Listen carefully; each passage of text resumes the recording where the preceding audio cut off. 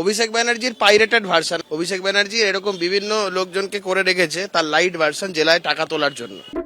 দেবরাজ শুধুমাত্র সাধারণ জনগণ ব্যবসায়ীদের থেকে তোলাবাজি করতো না, তৃণমূল নেতাদের থেকেও তোলাবাজি করতো। দেবরাজ চক্রবর্তী এবং অদিতি মুন্সি যখন মহামান্য কলকাতা হাইকোর্টের কাছে আগাম জামিনের আবেদন করেছিলেন, যখন তাদের আবেদন রিজেক্ট হলো, তারপর থেকেই কিন্তু দেবরাজ চক্রবর্তী অ্যাবসকন্ড হয়ে যান, পালিয়ে যান এবং নিজের ফোন তিনি বন্ধ করে রেখেছিলেন। পুলিশের স্ক্যানারে রয়েছেন দেবরাজ চক্রবর্তীর স্ত্রী রাজারহাট গোপালপুরের প্রাক্তন তৃণমূল বিধায়ক অদিতি মুন্সিও। স্বামীর গ্রেফতারি দিনেই দীর্ঘক্ষণ পুলিশে জিজ্ঞাসাবাদের মুখে পড়েন তিনি। শুধু পুলিশ নয়, দেবরাজ চক্রবর্তীর বিরুদ্ধে টাকা ৯/৬ এফআইআরগুলিকে সামনে রেখে তার বিরুদ্ধে ইসিআইআর করে তদন্তে নেমেছে ইডিও।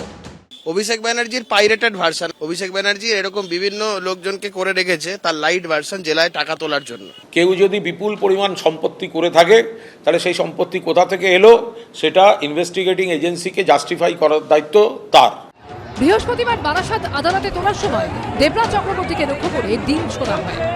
তাকে 7 দিনের পুলিশ হেফাজতে পাঠিয়েছেন বিচারক। পুলিশ সূত্রে খবর, কলকাতা ছেড়ে প্রথমে কালিম্পংয়ে নিজের রিসর্টে গা ঢাকা দেন দেবরাজ চক্রবর্তী। এরপর বারবার ডেরা বদলাতে থাকেন তিনি। কালিম্পং থেকে চলে যান ডুয়ার্সে, সেখানে কয়েকটা দিন কাটিয়ে আস্তানা গাড়েন ঝাড়খণ্ডের মুড়িতে বন্ধুর রিসর্টে। পুলিশ সূত্রে দাবি, টাওয়ার লোকেশন এড়াতে নিজের মোবাইল ফোন বন্ধ রেখেছিলেন দেবরাজ চক্রবর্তী। যদিও তাকে ধরিয়ে দেয় বন্ধুর মোবাইল ফোনের টাওয়ার লোকেশন, সেটা ট্র্যাক করেই মেলে বাগুইআটি দাপুটে তৃণমূল নেতার হদিশ। বুধবার সন্ধে নাটকীয়ভাবে সেই রিসর্টে পৌঁছে দরজায় নক করেন এসটিএফ এর অফিসাররা। দরজা খুলতেই গ্রেপ্তার করা হয় দেবরাজ চক্রবর্তীকে। ডাকাত ধরা পড়েছে। যে ডাকাত এতকাল লোকজনকে জ্বালিয়ে মারলো, সে ডাকাত ধরা পড়েছে।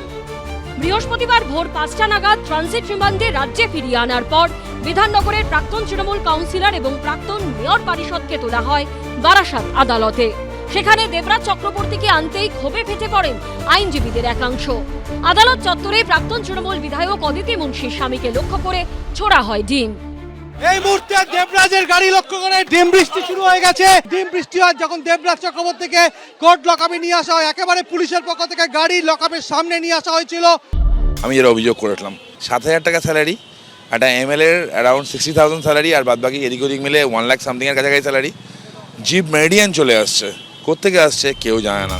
2011 সালে প্রাক্তন মন্ত্রী ও রাজারহাট গোপালপুরের প্রাক্তন তৃণমূল বিধায়ক পূর্ণেন্দু বসুর সেক্রেটারি ছিলেন দেবরাজ চক্রবর্তী। ভোটে টিকিট না পাওয়া নিয়ে পূর্ণেন্দু বসুর সঙ্গে মনোমালিন্যের জেরে তৃণমূল ছেড়ে দেবরাজ যোগ দেন কংগ্রেসে। 2015 সালের পুরো ভোটে দেবরাজকে প্রার্থী করে কংগ্রেস। বিধাননগর পুরসভার কংগ্রেস কাউন্সিলর হিসেবে নির্বাচিত হন তিনি, কিন্তু কংগ্রেস প্রতীকে জিতে 6 মাসের মধ্যেই কংগ্রেস ছেড়ে দেন দেবরাজ। অভিষেক বন্দ্যোপাধ্যায়ের হাত ধরে ফিরে আসেন তৃণমূলে। সেই থেকে তৃণমূলে তিনি অভিষেক ঘনিষ্ঠ হিসেবেই পরিচিত। এবিপি আনন্দ, এগিয়ে থাকে, এগিয়ে রাখে।